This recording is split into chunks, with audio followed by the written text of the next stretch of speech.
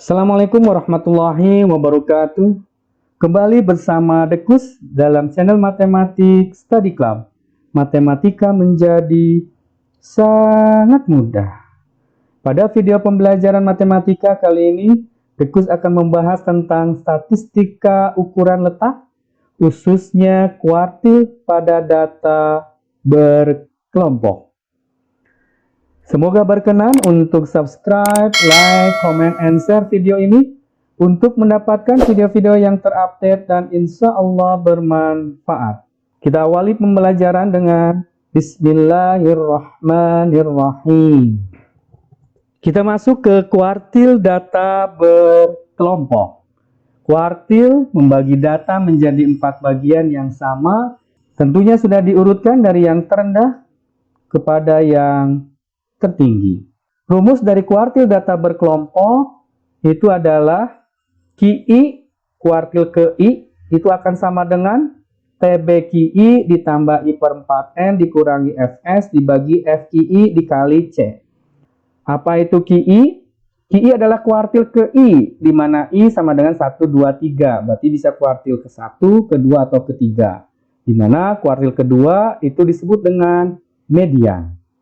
Kemudian TB QI, tepi bawah kelas QI, ya, dengan melihat kelasnya itu di frekuensi I per 4 kali N. N itu apa? N adalah banyaknya data. F besar, S, itu adalah frekuensi kumulatif sebelum kelas QI. Setelah kita tentukan kelas QI-nya, kita lihat di frekuensi kumulatif. Nah, sebelum kelas QI itu adalah Fs. FKI adalah frekuensi kelas QI-nya. Kemudian C adalah panjang interval kelas. Sedangkan simpangan kuartil QD itu dirumuskan dengan setengah dari kuartil 3 dikurangi kuartil pertama. Nah, ini dulu kita pahami ya rumus dari kuartil data berkelompok. Setelah itu, mari kita coba pembahasan soalnya. Oke, tentukan simpangan kuartil dari data pada histogram di atas. Pertanyaannya simpangan kuartil. Berarti kita cari Q1 dan cari Q3. Tahapan pertama bisa dengan cara kita ubah histogram tersebut menjadi tabel distribusi frekuensi. Caranya tambahkan 0,5 kurangkan 0,5 untuk kelas yang pertama. Berarti diperoleh 20-24 frekuensinya 2. Kemudian 25-29 dengan frekuensi 4 dan seterusnya. 40-44 dengan frekuensi 8. Nah, setelah diperoleh tabel distribusi frekuensi, tahap berikutnya kita tambahkan kolom di sebelah kanannya dengan frekuensi kumulatif. Frekuensi kumulatif diperoleh dari pertama adalah 2, kemudian 2 tambah 4 sama dengan 6, tambah 10, 16, tambah 16, 32, tambah 8 sama dengan 40. Kemudian kita lihat rumusnya kembali. QI sama dengan ini, ya. Karena simpangan kuartil, pertama kita cari dulu Q1. Ya, Q1 berarti I-nya kita ganti dengan 1. Oke, sekarang kita tentukan dulu tepi bawahnya. Sebelum menentukan tepi bawahnya, kita cari dulu 1/4 kali N. 1/4 kali 40 sama dengan 10. Kemudian lihat frekuensi kumulatif. Data ke-10 itu ada di kelas yang ketiga. Nah ini, ya ini kelas Q1. Frekuensi kumulatifnya 16. Artinya data ke-7 sampai ke-16 ada di kelas ketiga. Kelas dengan nilai 30 sampai 34. Kemudian kita cari tepi bawahnya, berarti 30 dikurangi 0,5, yaitu 29,5. Kemudian kita cari frekuensi kumulatif sebelumnya. Ya, karena ini kelas Q1-nya berarti Fs-nya itu sebelumnya, yaitu 6. Kemudian FQ1 kita lihat di F kecil kelas Q1-nya, berarti 10. Dan C panjang interval kelas 25 dikurangi 20 sama dengan 5. Berikutnya tinggal substitusikan ya. Tepi bawahnya 29,5, 10 dikurangi Fs-nya 6, Fq1-nya 10, intervalnya 5. Diperoleh 29,5 ditambah 2. Ya, sehingga Q1-nya 31,5. Bagaimana? Sangat mudah. Berikutnya kita mencari Q3. Kita tahu bahwa rumus dari QI ini seperti ini, maka untuk Q3 kita ganti I-nya dengan 3. Nah, untuk mencari Q3 kita akan mencoba tanpa merubah histogram ini ke tabel distribusi frekuensi. Ya, kita langsung mencari unsur-unsur pembentuk rumus Q3. Pertama, kita tetap membuat frekuensi kumulatifnya. Di sini ada 2. 2 tambah 4 berarti 6. 6 ditambah 10 berarti 16. Ditambah 16, 32. 30 ditambah 8 sama dengan 40. Maka N-nya sama dengan 40.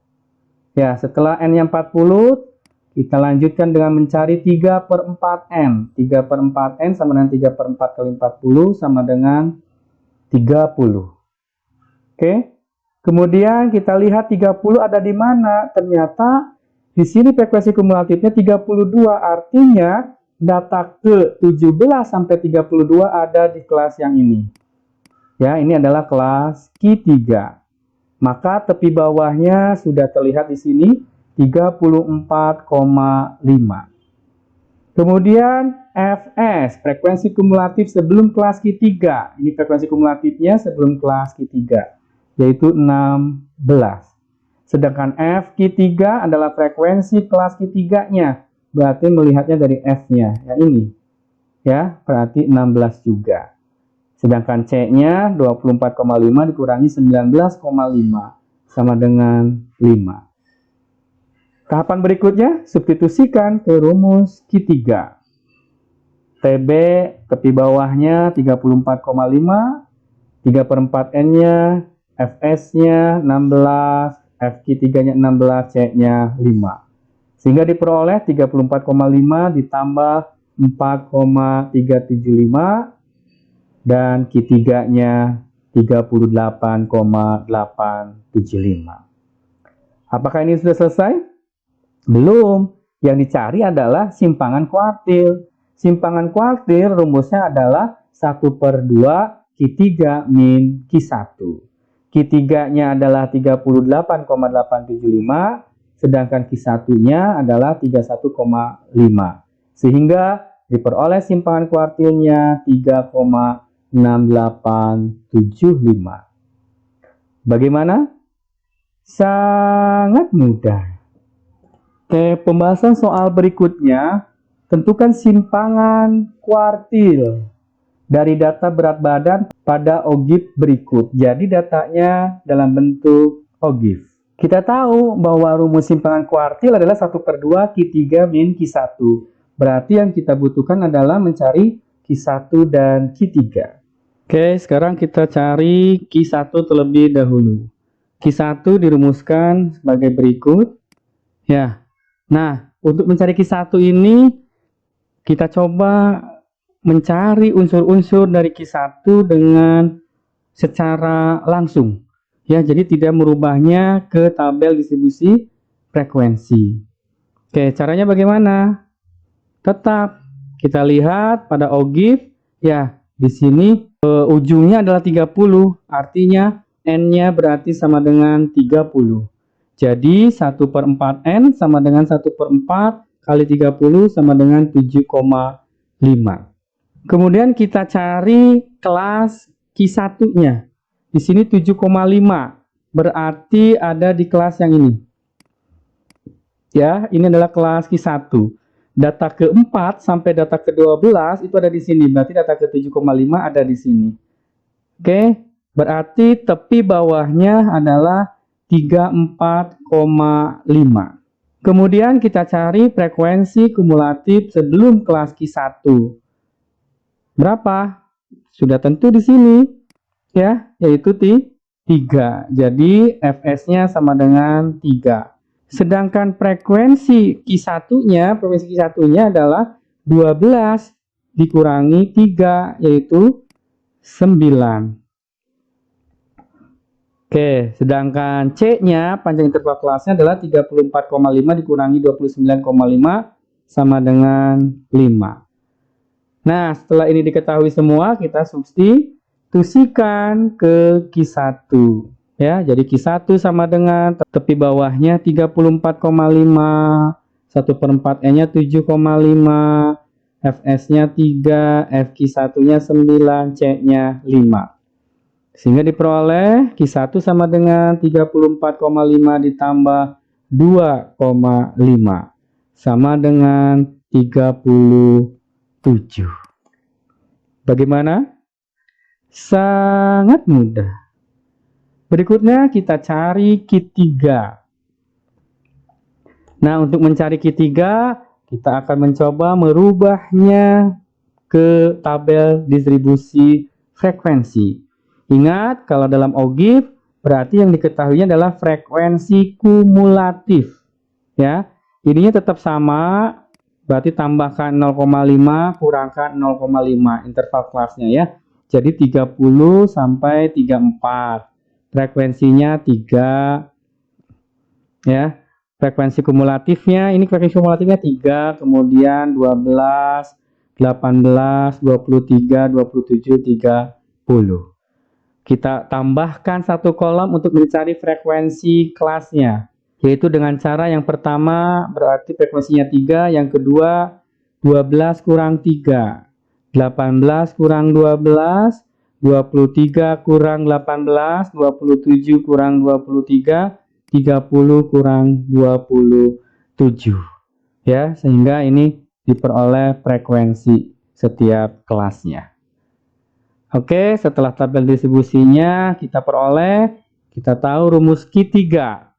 Ya, Q3 itu rumusnya seperti ini. Kita tentukan dulu 3/4N. N-nya ada 30, 3/4 dikali 30 sama dengan 22,5.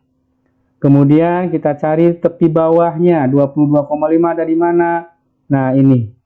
Ya, ini adalah kelas Q3. Maka tepi bawahnya 44,5.